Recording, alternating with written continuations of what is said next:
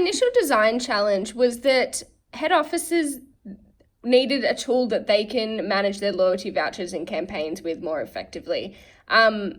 They originally started saying, when they were brought up concerns of this, that potentially a process of communication would be better. But throughout this process, I really found out that they don't need any new process. They need a physical tool for them to use themselves. To do this, I used 3 research methods. I used a user interview, an observation, and from those 2, I created an empathy map. The user interview had a key takeaway of that the customer thinks it's an easy fix and they don't necessarily understand why it's not.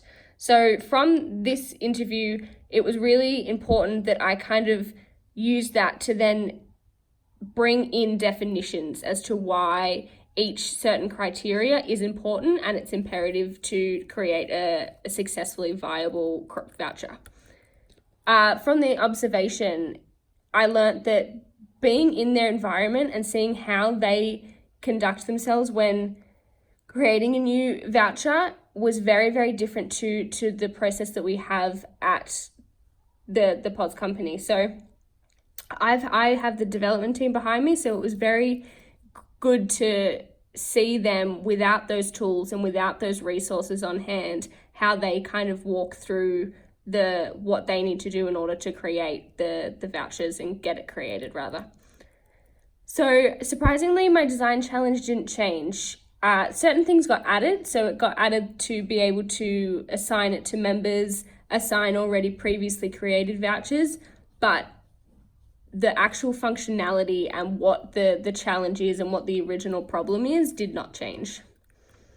So from here, how I kind of ideated this solution, this tool, was I put myself in their shoes and I tried to think of what it is that they actually want. So do they want to be able to create a voucher just from the ground up, or do they want to just be able to assign already previously created vouchers?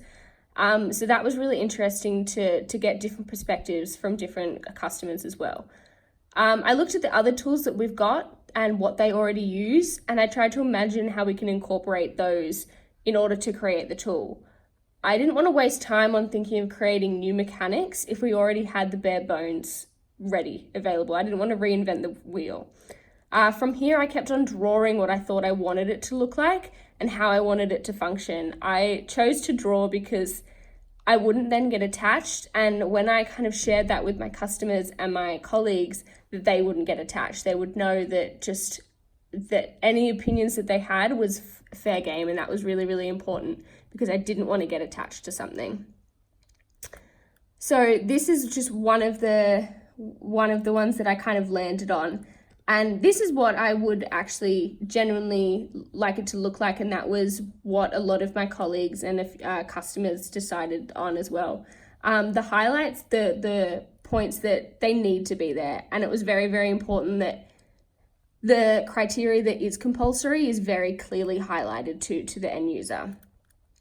The insights that came from sharing this prototype is that the compulsory criteria and also just general things, they need an explanation. So whether that is in the form of hovering over with a pop-up or a legend, it's very, very important that there is definitions onto why those certain criteria are important, and that stemmed from also the user interview, and that was still important all the way through. A lot of people said that they want to see the example, even though at this point what we're creating is just an alphanumeric code. Through observations of how people kind of work through this prototype, that I found that if people see an example, they would feel like they're creating something and they're creating it properly. So that was something that I was actually quite surprised of, that they needed to see a physical example, even if it is just an alphanumeric code. So once everything has been stripped away, the actual issue is just that customers want the ability to create their own vouchers. They don't want a streamlined process of communication. They just want to do it themselves.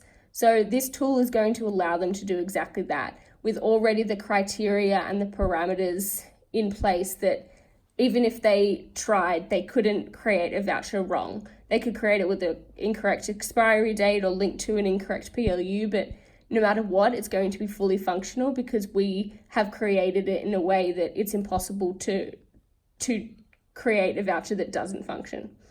So this kind of security comes from that the customers don't understand why the process is so complicated.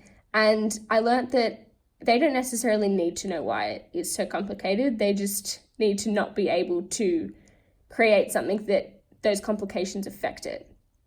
So I realized this quite late in the process that defining the criteria for the creation was crucial, that they do need to know what is important, because otherwise they will see that as not important and they won't do it. So outlining clearly that what they need to do to create a viable product was very, very important. One thing that I also did learn through the observations and the user interviews is that every brand uses the vouchers differently. And so as such, the end user changes every time. So this tool is made to be applied in every single brand, whether it is a coffee shop or a salon, like hairdressing salon. This product needs to be able to be used in every single kind of brand. And that's exactly what we've done. We've kind of made it at the very, very basic so that there's little to no training involved because they're already using the functionalities in different areas of their software. I feel very confident that this tool can be used by anyone straight away, and that is what I wanted to create. I wanted to create something that is very, very simple and that can be used within 10 minutes and create a product that is actually going to work and is very functional.